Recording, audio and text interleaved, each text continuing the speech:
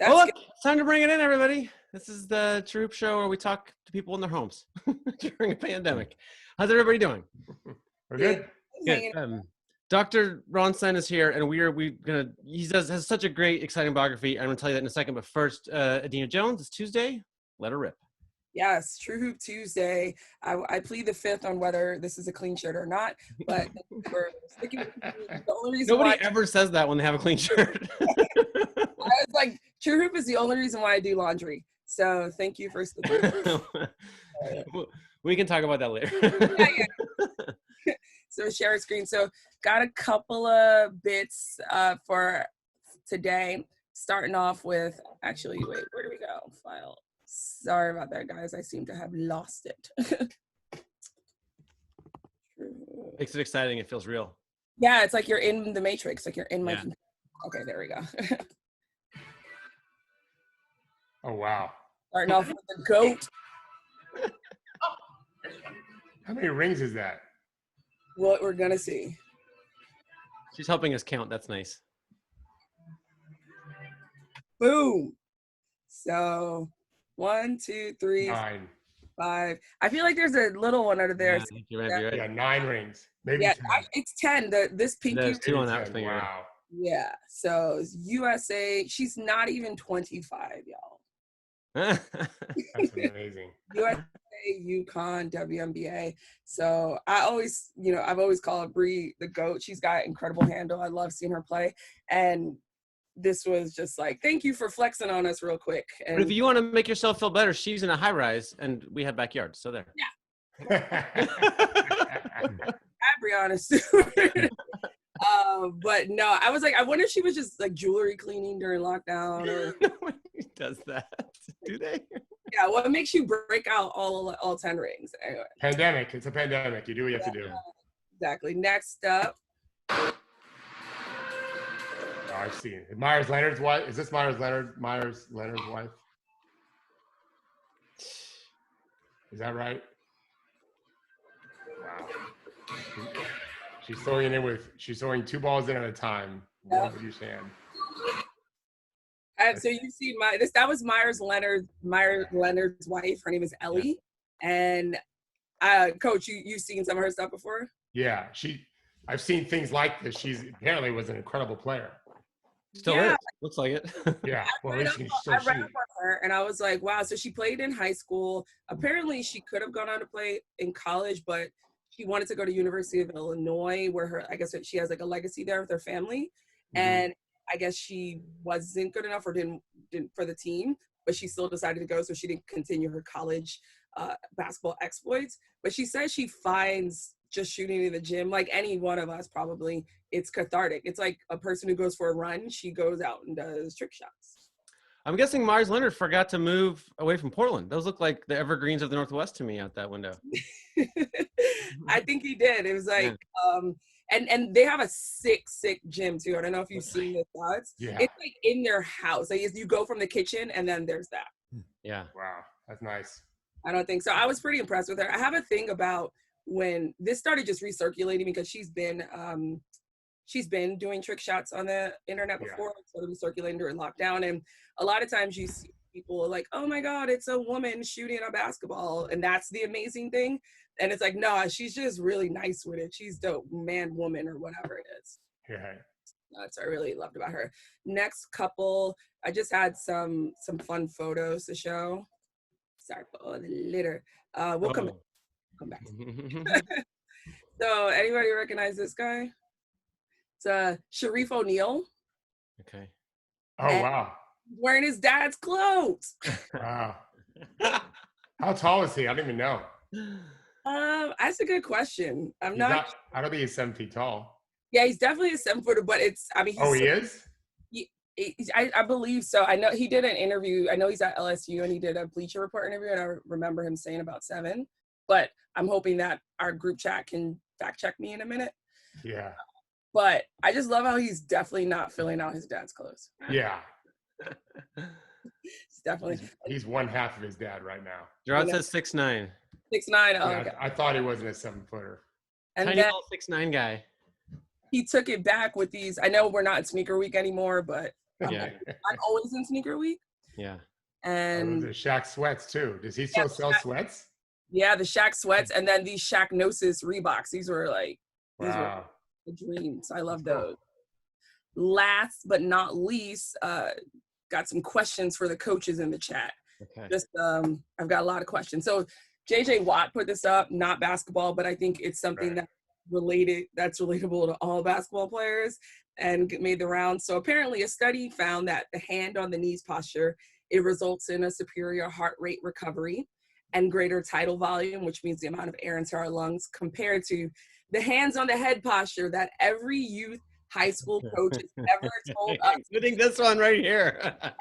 And not only do they tell us to do it, but we get yelled at if we put our hands on our knees, and then we have to run more, which I don't understand the logic behind that, because I'm already tired and you're going to make me run more. So to the coaches on the line, I'm gonna defer to the doctor, but I'm just gonna say I never yelled at my players when they were tired. And I would say, expand your lungs, look professional, look like a champion, and put your hands above your head. That's all I would say. I would never yell at me. I'm not sadistic that way. This is what champions look like? Is this what? Yeah, no. When you're tired, just do it right here. When you're tired, just put them right here and eyes up. I also want to see my players' eyes all the time. I thought that was the position you took when you were being arrested. Yeah. Where did I go wrong on that particular posture before Henry introduces your background? Where did I go wrong?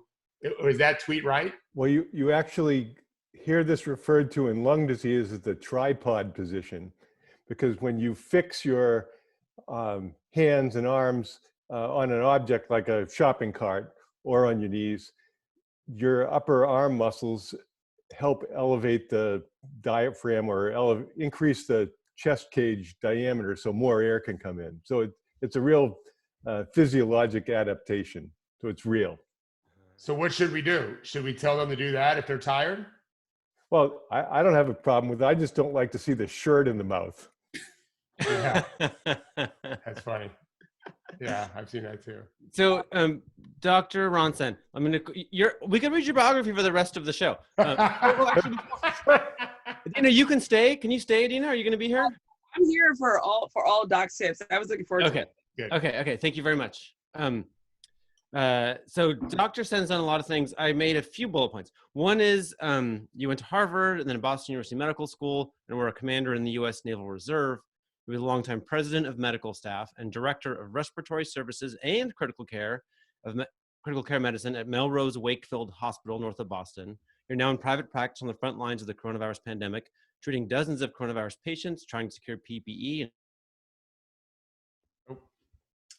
What? Did we just lose Henry? Yeah, that's how heavy the doc's bio is. It's just the band. Yes. We lost you, Henry. Oh, no. We lost you right when you started talking about his private practice. Yeah. Okay, I can pick it up from there. Say a little prayer for the Wi-Fi. You're now in private practice on the front lines of the coronavirus pandemic, treating dozens of coronavirus patients, trying to secure PPE and treatments. And you're a basketball coach and a dad of girls who played with WNBA players, and you're author of a book or two on coaching. What did I miss?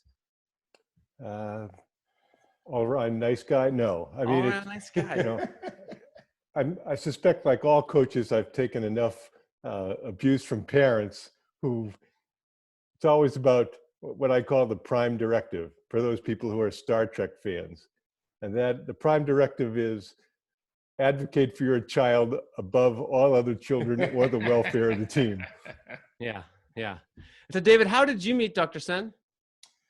So on Facebook, there is a coaching group that's got NBA coaches and international coaches, all the way professional, all the way down to probably middle school and high school, definitely high school coaches. And it's called Herb on Hoops. We have almost 4,000 members. And Herb is a guy that I used to room with at 5-star camp, and he's someone I mentored a long time ago. And he invited me to come on years ago, and I started writing mostly basketball-specific stuff. And many of our writers, many of the people who contribute are very opinionated basketball fans. Some of them are very old school. And I don't agree with a lot of what they've written because they're kind of stubborn old guys, although they're very colorful and interesting. And there was always one man that wrote stuff that I just thought every word was right all the time. And his name was Ron Sen. And then I didn't know what he coached. Then I thought he coached girls. I thought amazing. I love that he's coaching girls. I'm coaching NBA players, and we're coaching the same game because we are. And then I saw that he was a veteran. And I thought, oh my God, he used to be a soldier. That's so cool. I love that. And then I realized, oh no, he was a doctor with our armed forces. And to this day, I still find Dr. Sen's articles that he posts and just musings about the game and life as anything. As much as I enjoy anything on Facebook, he would be ranked right up there. So I reached out to him to see, because we had never talked before. I asked to talk to him for the show a couple weeks ago. And so I'm really happy to have you, Doc, and Ron, as you like to be called. He might be, as I said before, he might be the most interesting man in the world, but he's easily one of the most humble. You would never know his profession. He doesn't boast about anything online. He's just trying to help people. And that was probably why he's a doctor to begin with. So we'd love to have you. And how are things going on the doctor front with this pandemic, Dr. Sen? How are things going for you? Well, it's really tough for business because patients don't want to come to the office, and people who are desperately ill don't want to go to the hospital because they're afraid they're going to get the coronavirus. So, I spent the last 4 days on call, and people would be saying, like, I'm bleeding to death, but I don't want to go to the hospital. God. Well, it's probably worse that you really do bleed to death than you go and get it taken care of, because you're probably not going to get the virus. But if you don't take care of your problem, you can have you're going to have a funeral with nobody there. You can't say that, but it's a real problem. Yeah. How is your family doing? The family is good. I have a daughter. My oldest daughter is temporarily living at home with us because she doesn't want to live alone and have to go out and shop and so forth. She's working from home. My wife is working from home, and we'll be starting to open up the office more this week with a lot of the public health measures, distancing, masks, et cetera, in place. And on that front, how are we doing regarding healthcare workers in general? Not just people like yourself in private practice, but of course, mostly at the hospitals themselves and your friends and peers. Well, on the front lines, it's really hard because they're getting a lot of exposure. A number of them have become ill, fortunately not seriously ill, but they've had to miss work.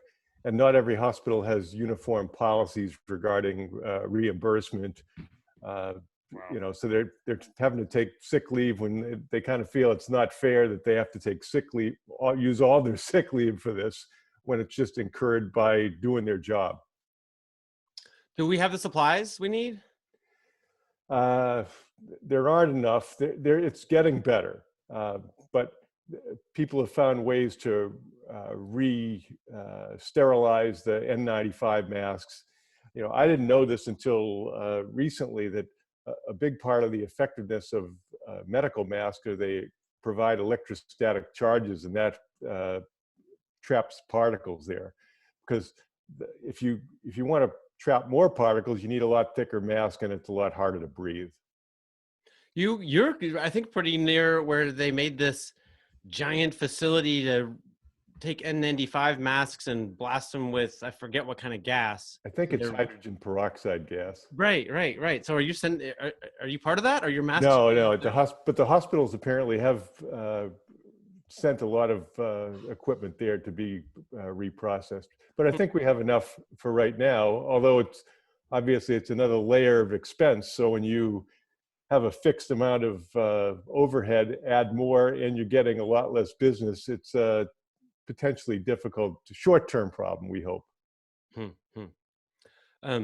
You talked about in a recent Facebook post the will and resources to test, trace, isolate, and quarantine. Are those the rules of a good reopening? Well, there was a great article in The Atlantic recently by Atul Gawande, and he talked about hygiene, testing, masks, and distancing. And as we've seen on the boardwalk in Maryland and in the Lake of the Ozarks in Arkansas, individual freedom seems to be winning over individual responsibility. Yeah. And then you said something about a patchwork of lesser policies. So, what kind of grade would you give us with how we're generally? Well, if you look at other countries like Japan, New Zealand that hasn't had any cases recently versus the United States, which, you know, we are winning in most cases, most deaths, most critically ill.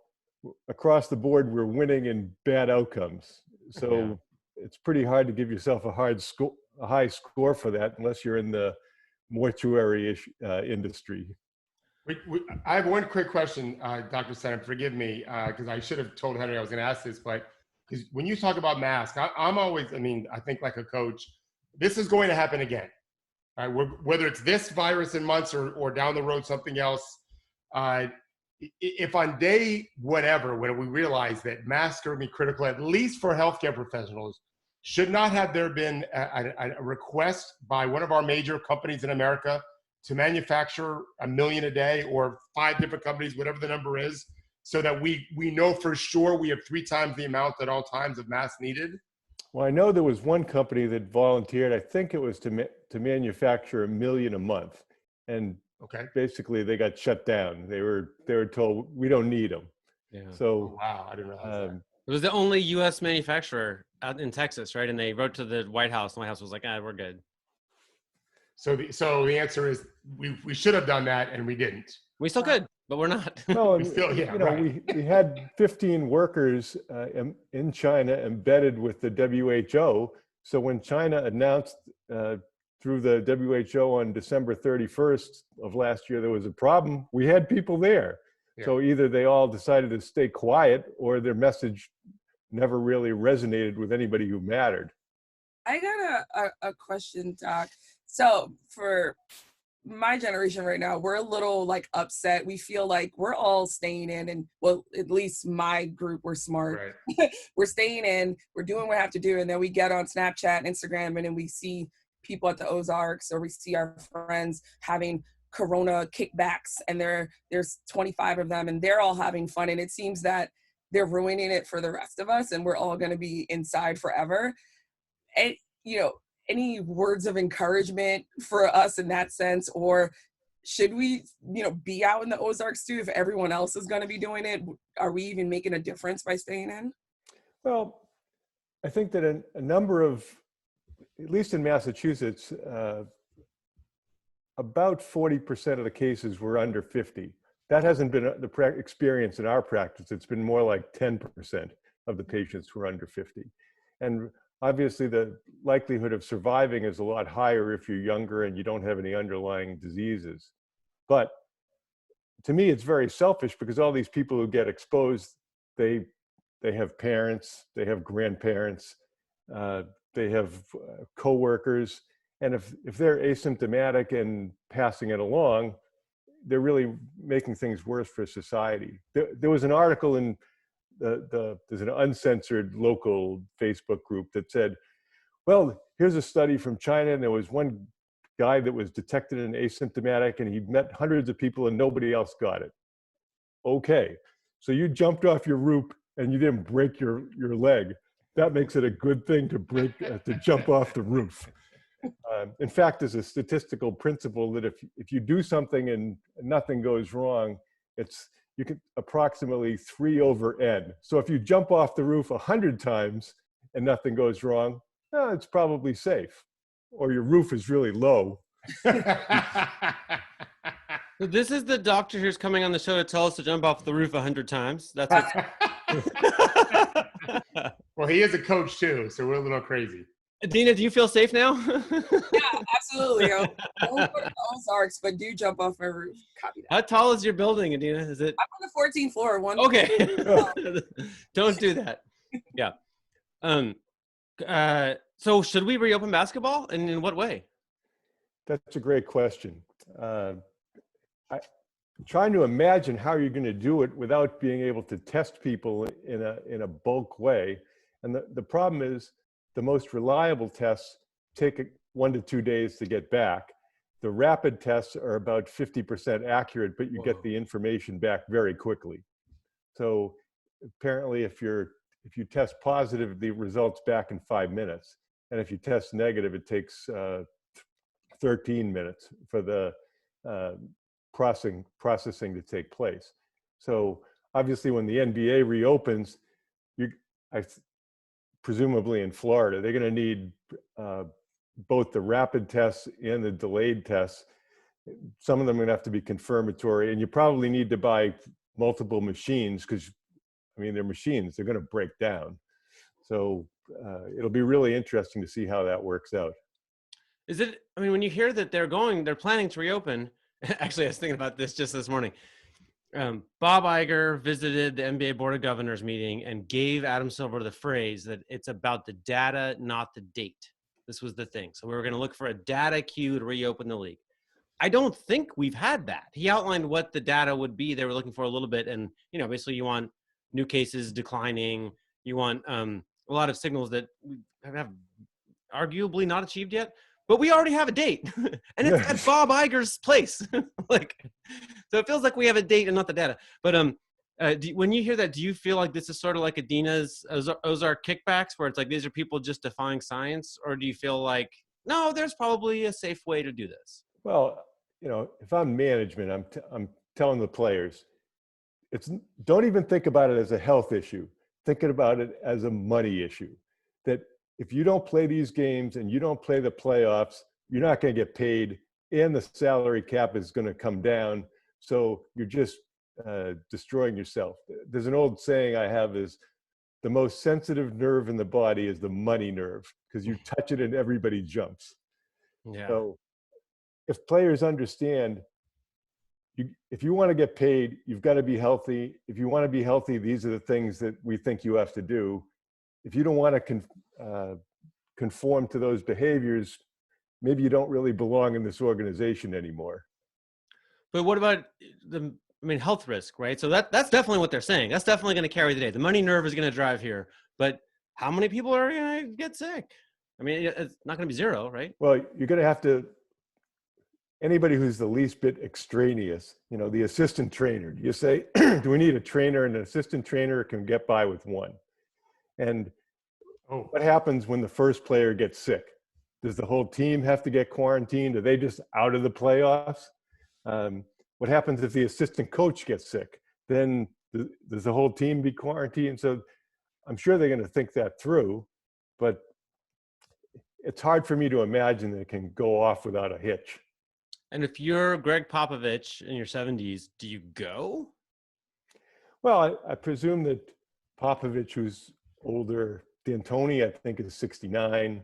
Yeah. Dwayne Casey's, no spring chicken either. Yeah. All of them probably going to say, like, it's my job, and I feel like I can do it safely. The coaches can probably wear masks. Yell at the referee with a mask on. Doesn't look as bad. Yeah. They might like that. But do you, is it really like if you're like, I was just Jared Dudley plays for the Lakers, and he was saying, oh yeah, it's going to be like an open campus. You can come and go. It's not going to be all bubble. We're not going to have quarantine. Then I'm like, his assistant coach is Lionel Hollins, who's 66. And if I'm not mistaken, has had some health complications, but I couldn't find, tried to look it up. But if you're Lionel Hollins, your assistant coach on the Lakers, do you really want to go sit in that huddle? Like, does that make sense? I mean, bigger picture than this job?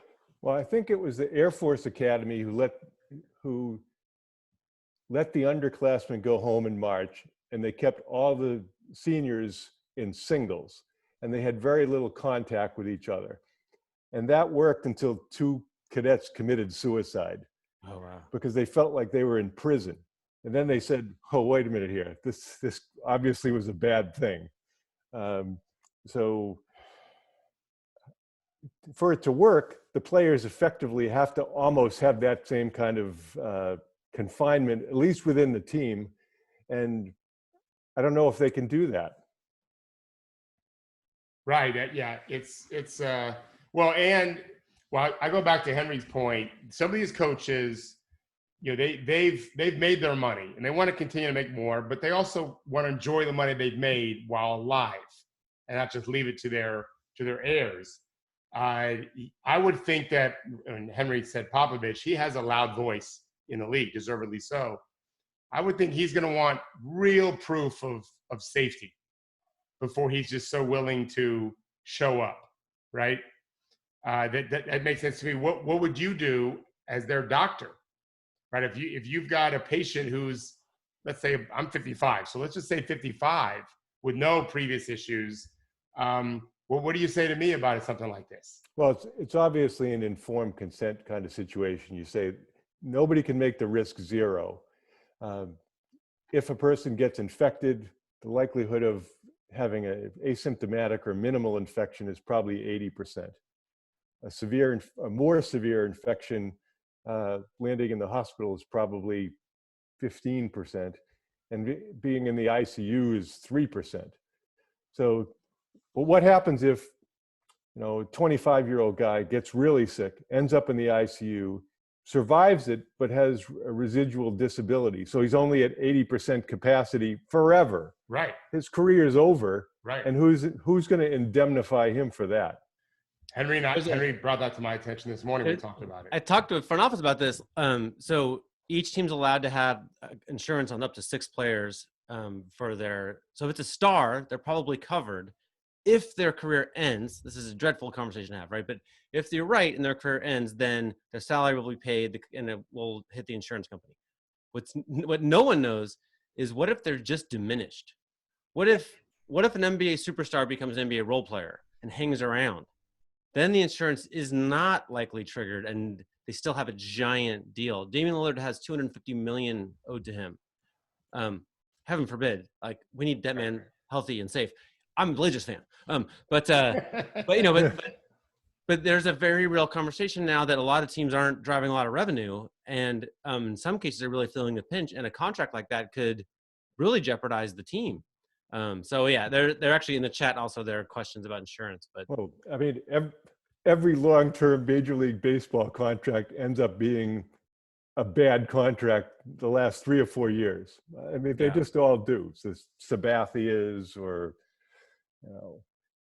A-Rod, it just, they're all bad. Yeah. So what do you coach middle school girls? Right. The country shut down because the NBA shut down, right? Every other sports league follows. Sure. The NBA first. Do you think your particular middle school program and the county that it sits in, are they going to be watching what happens with the NBA? And what are you hearing now as to what? Because I know for high school kids, summer's a very busy time with AAU and team stuff. And right now, nothing's on the table. Not even practice. They can't do anything right now. What's it look like for you in Boston? Right. Nothing's happening here. I was fortunate to coach a young girl this season who's the best player I've ever coached by a lot.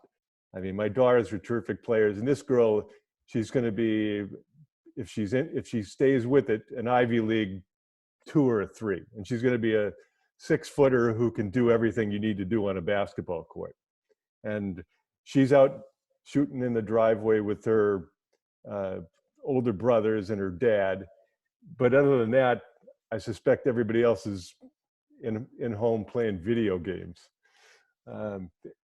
It's going to be really interesting to see how it goes forward. I spoke to the program director who asked me if I was going to coach this winter, and I said, it's way too soon to know. Yeah.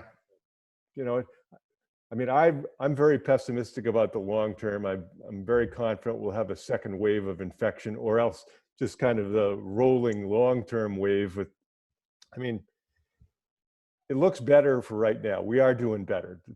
The number of people in the hospital is lower. The number of deaths is lower. The problem is that, at least in the United States, the number of critically ill patients seems to be holding out around 17,000 right now. And that's where the reservoir of deaths come from, the people who are in ICUs. So you won't be coaching basketball this summer? No, not this summer. Do you think, as a doctor who is seeing patients, knowing that there's plenty of people that don't have healthcare insurance to go see you or anyone else, do you think that's having an impact on how America as a nation is dealing with a virus like this, where underlying conditions ranging from obesity to real diseases are having such a deleterious effect? Sure. It's pretty well established that when people have either underinsured or uninsured, they get less care. I mean, that's obvious, at least in the United States. In other countries where they have a socialized system. In other words, everyone has healthcare like Canada, for example. Yeah. And there's no reason. Now, if you need a hip replacement, you may have to wait. You're not going to just get it because you need a hip replacement that week. But maybe we can hope that there's a reform within the healthcare delivery system because of this. Now, if you look at the overhead of Medicare, for example, it's about 2%. That's the expense that is just for delivering the backroom paperwork, whereas it's 20 to 25% for the insurance world. Whoa. So you could add another 15 to 20% of care without doing anything except where do those insurers put their dollars? I'm sure that every single congressman and senator gets a healthy stipend. Let's say I'm the director of the Food and Drug Administration, and I'm a GS 18 and I'm making 150 grand a year. I don't know, I'm making up a number. Well, then Merck calls me up and says, we'd love to have you speak to our annual meeting. We'll fly you out to Minnesota. We'll give you a nice stipend, fill in the blank. And all we'd like to do is talk about the role of the FDA in today's society. Now, but we're kind of interested in not re-importing drugs from Canada. So how do you feel about that? And you say like, well, I want safe drugs in the United States. So my guess is if you drive across the border and into a drugstore and say, I'd really like to buy a box of Hershey bars. They say like, yeah, okay, that's good. Well, I'd really like to buy a box of Lipitor. Whoa, no, you can't do that. So Dr. Sen, I think you're saying we can solve the pandemic if we had David Thorpe give expensive speeches to Merck. Is that what you're saying? I'm in. We would solve David Thorpe's economy. I don't know that it's Merck per se, but no, I know. I mean, and none of that's illegal. You're going on your own time and giving a speech. Nothing wrong with that. So how often have you been wrong so far when patients have come to you and they're symptomatic of something and your gut says, oh, they have it? How often have you been wrong when they didn't have it? Enough times, because you have older people who have underlying diseases that could have bacterial pneumonia or the flu. My mentor in the Navy was a guy named Captain Bill Baker, and he always had a saying, there's only two ways to go wrong in medicine. You tell the healthy person that they're sick, or you tell the sick person that they're well. Right. Do you believe that, a lot of people are saying that hospitals are making up COVID deaths so they can get paid more money? Meanwhile, they're going bankrupt right and left. Okay. What's your thoughts on that? So what happens is there's a system called DRG, diagnostic related grouping. So if you go in the hospital with a skin infection, cellulitis, and you're there for a couple of days, even though it's a bad infection, the hospital gets reimbursed a certain amount, say $4,000. If you go in with pneumonia that's without other illness attached, then it might be $6,000 for whether you stay for 3 days or 6 days, whatever. Now, if you have bloodstream infection, or if you end up on a respirator, then those are add-ons that increase the reimbursement. So not surprisingly, if you go into the hospital and get brain surgery, it's reimbursed at a higher rate. Right. So if you're in the ICU with COVID-19 and the average length of stay is weeks, then it's a really expensive care. Plus you've got all this involvement from multiple consultants, from respiratory therapists. A number of these patients end up on dialysis. So the cost of delivering the care is really high. So I had read that in Massachusetts, the hospitals by the end of June are going to be underwater $5 billion. Whoa. So if it's such a good deal to take care of COVID patients, how are the hospitals losing so much money? Wow. So we're pretty big on this show on this convalescent plasma idea. One of the earliest people to be involved in it was David Epstein, who was a guest on the show, and we've talked about it a lot. Is that working? Are you excited about it? Can we see more of that? To me, it's really exciting. Now, you can't get it at the local hospital. Obviously, I happened to watch that episode. I thought it was terrific. Nice. And Dave is the best. Yeah. Yeah, I mean, I'm reading his book now, Range. It's Oh, I got it right here. Yeah. fabulous book. Plug in the book. There you go. Absolutely, plug his book. And so, if somebody said, "What treatment would you, if you got desperately ill and you ended up on a respirator, what would you want?" That would be one thing. The course of the illness is that during the early phase of the illness, you would want something to enhance your immunity. And during the later so-called cytokine storm, you want something to attenuate your immunity or in some way blunt the body's response that's making you so sick. Now, there's a lot of interesting stuff coming out. And the question is, are there anything you can do proactively other than wearing a mask and washing your hands and coughing into your elbow, that sort of thing? So I'm taking vitamin D, because vitamin D, people with low vitamin D levels have done worse. We don't know why that is. I'm taking vitamin C. That makes me feel better. I don't know if it's doing anything. And they found in China that the poor people that took a drug called famotidine did better than the wealthy people who had took omeprazole or Prilosec. So there's no explanation for any of this stuff. But I have a good friend who's very interested and very researcher in supplements, and he's also recommending something called N-acetylcysteine, which is metabolized to glutathione, which is an antioxidant. So there's this whole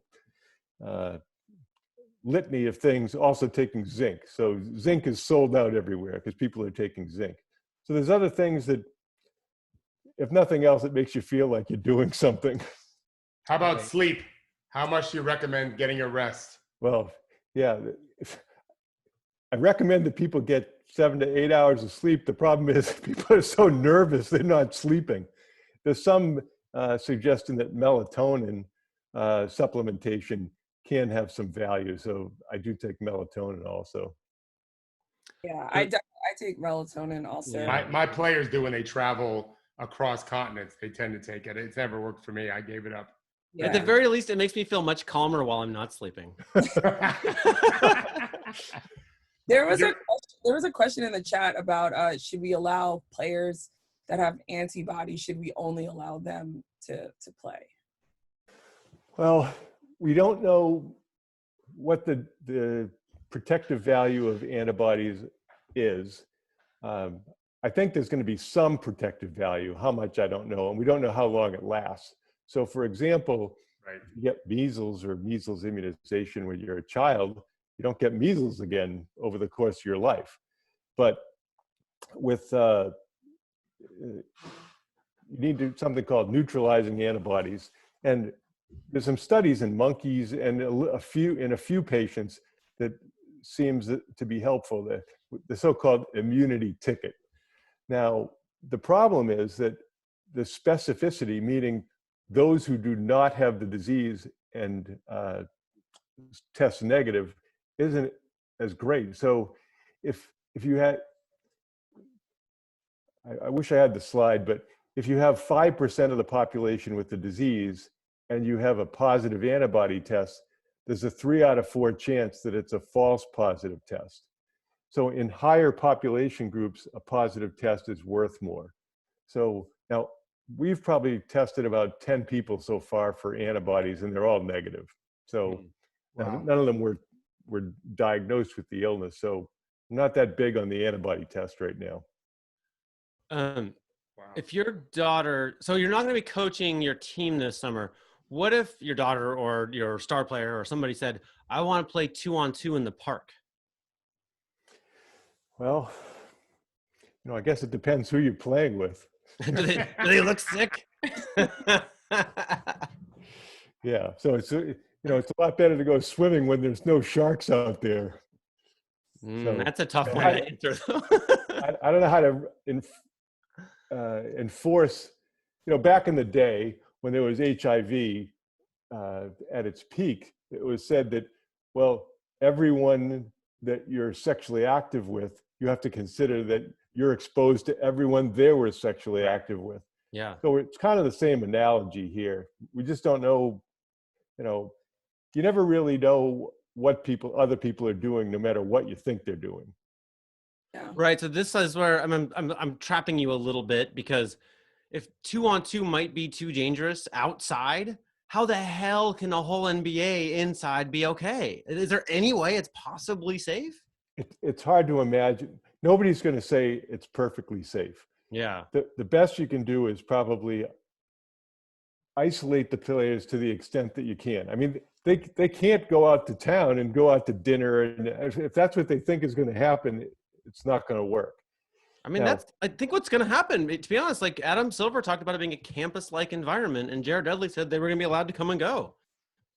Like, we haven't heard the announcement yet, but it doesn't look, the alternative is very bad optics, which is white billionaire owners incarcerating young black men, right? It's not going to happen. right. So I heard, now this is totally rumor. Okay. Rumors, right on. Let's go. All right. You heard it here first. In the Navy, American sailors, they're in port. They go out and occasionally misbehave, go to bars and houses of ill repute. Okay. Apparently, that didn't happen with the Russian Navy. The rumor was that the Russians had ships that brought companions aboard Oh my gosh. to prevent that kind of behaviors. I don't know if it's true or not. And that'd be a lot better book to read than a lot of other books. Okay, so your two recommendations are jump off a roof and Yes. prostitutes. Something like that. Yeah, it sounds really sensible. I was just thinking about going out to eat. I was like, but about the other things. I'm like, Disney has everything but prostitutes, I guess. So you gotta bring them back. Well, yeah, who knows? Who knows? I mean, where the guys would be staying, there's just a million hotels and restaurants and bars, not within walking distance. Disney has a lot of property, but there's just so many different places, and that's, I'm sure Jared Dudley's talking about. I mean, and you're talking about young people who have money. They want to go live their life, and Henry said, either you tell them you can't, which sounds like imprisonment, or you can, but you're putting everyone at risk. To me, it sounds, and we're TrueHoop. We want Hoop to come back. Truly, we do. No pun intended. But you're rolling the dice. You're literally rolling the dice with the future of the NBA by doing so. Well, the model is Pleasure Island and Pinocchio, and who's Jiminy Cricket in this situation to get him out of that problem? I do have a serious question, Dr. Sen. I had physically distanced dinner with my parents last night. We talk to them every day. We try to see them a few times, maybe once a week or so. My wife brings up groceries all the time, so that helps. My dad's 80. He's got cancer in the bladder and the heart, but he's doing okay. But it's a dark time. And they're afraid to go anywhere. They came to my house. They go right to my patio in the back. We have the fans on. My kids are kept far away. What are you telling your patients over 70, 75 who are worried to the point of tears that they're never going to hug anyone again and never go anywhere again, and they're going to die anyway, not even of COVID, because they're so afraid to go somewhere? What are you advising your patients about risk? There is risk to everything, and yet, you don't want to just expose yourself too much. So what are you saying? Right. I think that I'll tell a story first. A patient came in to see me many years ago, and he was very depressed. He couldn't have been more depressed. And I said, "You're really down. What's going on?" He said, 6 months ago, a doctor told me I had 6 months to live and my time is up. And I said, "Well, that's not how it works." Sometimes I took care of this woman in the Navy. Her name was Alice, and she was 78 years old. She had a big heart attack. And I was a young doctor, and I said, "Wow, how long is this lady going to live?" She walked into the clinic like at a snail's pace. I had to get a chair with wheels to get her in. 9 years later, when I'm getting out of the Navy, I said, "Alice, I have to find you a new doctor." So what you think is going to happen doesn't always happen. So, I'm 65. I'm hoping I have another 10 or 15 years. So if I have to mostly live between my office and my house and grocery stores for the next year, I think on balance, that's worth it to me to hope to see my grandchildren grow up. Yeah. You know, I mean, obviously, if somebody has a really terrible prognosis, then, you know, all bets are off. I mean, years ago, I saw a patient and they were elderly and quite sick, and they had a small lung tumor. And, you know, they said, what should I do? I said, I think the best option for you is radiation treatment. You could live for several years. You're so limited that you're not going to survive the surgery. And the patient's family member was there, and they had a 2-word answer for me, the second of which was you. Oh, really? So the patient went to an excellent hospital, had surgery, and died. Now, what was better?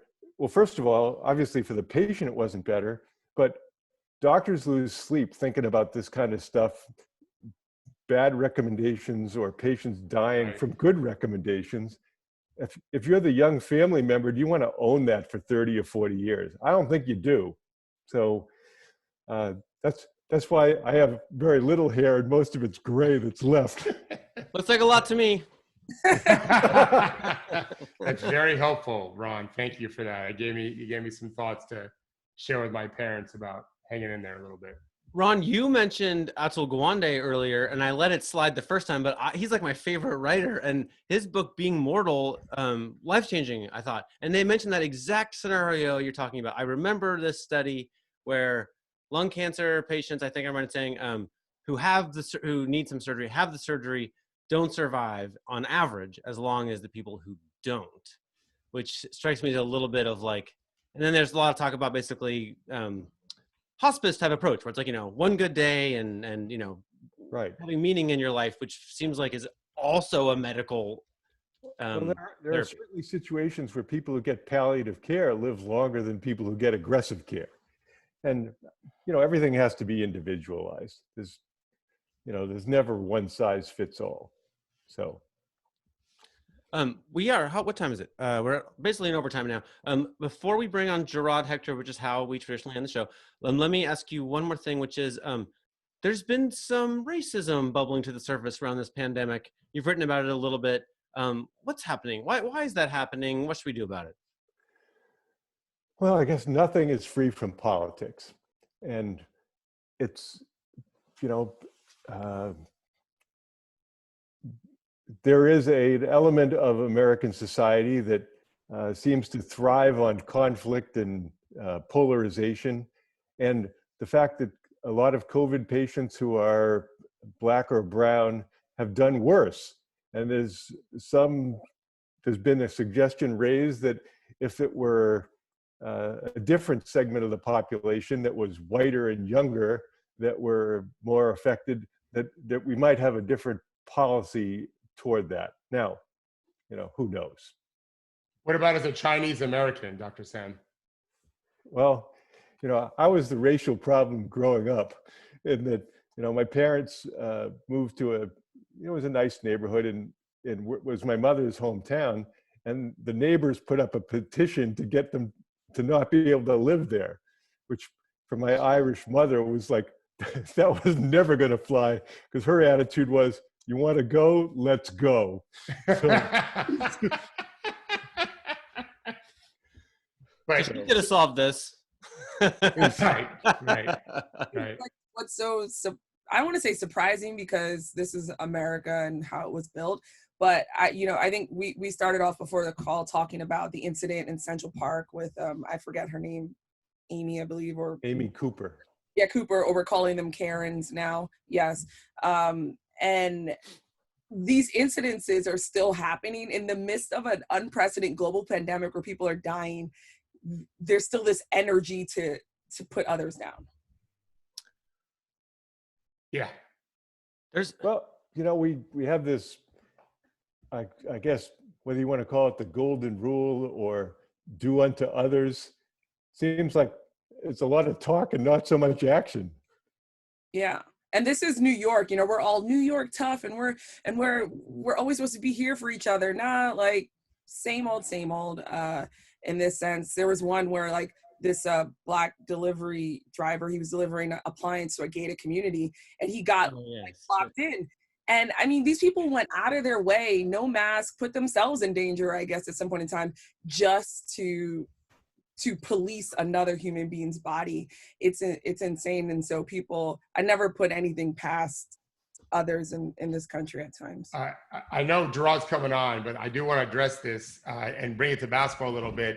I used to tell Chad Ford he was the most powerful man in the draft because he gave cover to teams to draft a player. They didn't want to draft a player in the lottery if Chad had him ranked 45th. So if you have him ranked 12th, they can take him 6th and say, well, it was a lottery pick. It gave him cover. I've been saying since 2016, there is cover now for people to show a side of bigotry that they always had and were afraid to show. And now they have cover to show it. And we're seeing it. We're seeing it in dog parks and Facebook comments and Twitter and everything else. And so we all have to fight it. That's my piece on this, is to sit by and watch and have no opinion is a mistake. We need to fight at every chance we get wherever we are. And my hope is after 2020, they go right back in the hole they were before, or they grow up. I also keep thinking, look, it was a theoretical point maybe when we first were exposed to it, hatred runs on fear, right? But now you can see it, right? Yeah. Like people are more, fear is up, all kinds of fear, right? Every kind of fear. The appliance delivery might be death, right? Is how people are feeling, right? Right. Like that's a new thing. And so I think with this big, just dumping gas on the fire of fear, oh, look, hatred's towed right along, right? It's like, here it comes. Anyway. There's Gerard. There's Gerard. Gerard's here. What's up, guys? Hi, Dr. Sen, thanks for joining us. Hi, Gerard. From a medical and science perspective, obviously Corona is a little bit different than H1N1, than SARS and MERS, et cetera. But what are scientists and what are medical professionals finding when they look back at those strands and what we can do with this particular strand as it relates to not maybe a vaccine or a cure, but more or better symptom mitigation? Well, symptom-wise, I don't know. For hospitalized patients, obviously they're getting remdesivir. There's nothing like that in the outpatient setting. It's fluids and Tylenol. That's treating a cold. The bigger picture is, ironically, if this were a hemorrhagic fever like Ebola or Marburg, people would say, I don't think I should go to the bar because if I get that, I'm going to die 100%, Right. in all likelihood. So the fact that this, for a lot of people, is an inconvenience rather than emergency probably makes it worse, because it allows people to think, well, we're opening up and people are behaving like, well, this is gone. I don't have to worry. Yeah. And that's what we're seeing. That's what we're seeing here in New York. Adena, I'm sure you can attest to this too. Week 1, the first week of March, New York, as much as it can be, was a relative ghost town. Now it looks like any other normal day. Some people are wearing masks, some people are not. And as the weather gets warmer, it's only going to get worse. No one's going to stay inside. Yeah, and my new favorite part is this Bourbon Street culture we have now. Yeah. Go to the Upper East Side, people are outside drinking on the street with open containers. I'm like, that's still illegal, Mm-hmm. Well, but it's whatever, it's summertime and the living's fine. Well, it's politically incorrect, but back in the day, Bill Cosby had a routine where he'd have God talking to Noah, and God says, Noah, how long can you tread water? That's kind of where we are now. That's reassuring. What else, Dr. Sen? Anything else you want to add before we're out of time? Well, I want to talk just a second for physicians as gatekeepers, because I do have to tell you one story. So when I did physicals on officer candidate Marines back in the day, these kids they'd be all heavily trained. They're, incredible shape. They're muscular.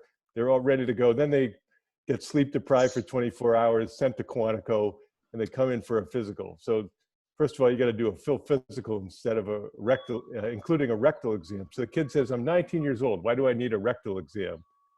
I said, I don't really understand. All I can think of is part of the official welcome to the Marine Corps.